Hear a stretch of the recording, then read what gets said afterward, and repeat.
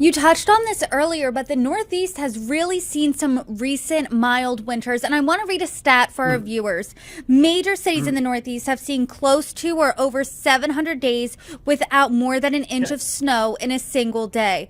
This could change. This probably is changing this weekend. So, is this storm that we're talking about now the last storm of the season or the first one that the region can see? I know it's the first one, but should we expect more? Well, those are all great questions, and there's a couple of different aspects of it. First, that record that stat you mentioned is astounding. Almost 2 years in New York City, in Philadelphia, and Washington D.C. Since we've had 1 inch or more occur on a particular calendar day. That's the snow drought that everybody's been talking about. And the reality is, because of the fact that the I-95 corridor is going to be so close to that rain snow line, some of those records may hold and some of them may be broken with this storm. So in a place like New York City, that's the one we think has the greatest risk, though it's not certain for that record to be broken. In New York City, looks like a less of a risk, but it still may be broken in Philadelphia and Washington, D.C. as the snow arrives before it quickly changes over to rain in those areas. Now, as far as the overall pattern is concerned, this is the first of a pattern change that AccuWeather long-range experts have been talking about for months, in that December was going to be quite mild, lots of rainstorms in the east, but then it would be a switch to a more typical winter cold pattern, and that is what we were expecting here. This is obviously the first storm.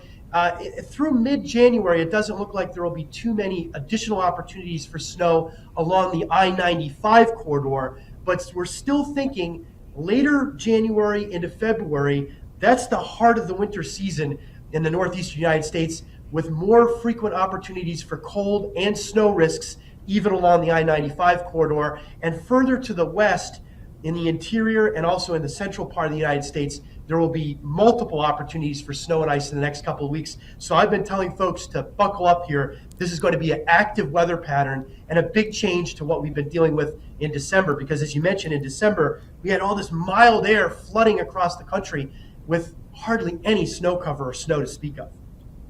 I know I barely pulled out my winter coat all of December, but as we see these developments, I want you to come back on, if you would be so kind, and break them down for our viewers.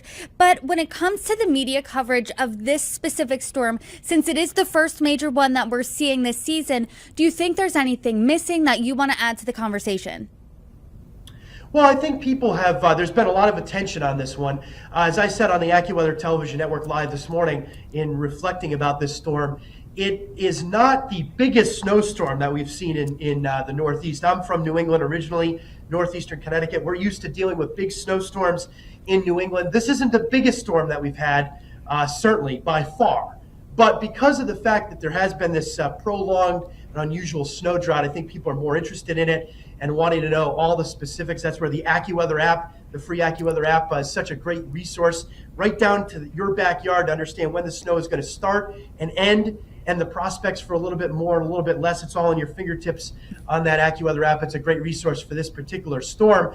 As far as the media coverage has been concerned, it's interesting. AccuWeather put out the, as we frequently do, many times, a first snowfall map, first forecast of snowfall days ahead of other sources.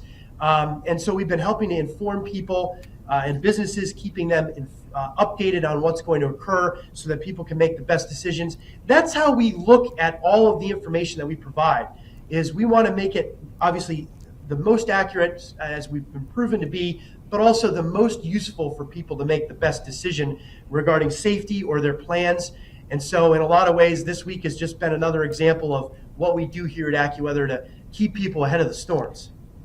Well, let's keep keeping people ahead of the storms. I wrote down something that you said. It was buckle up.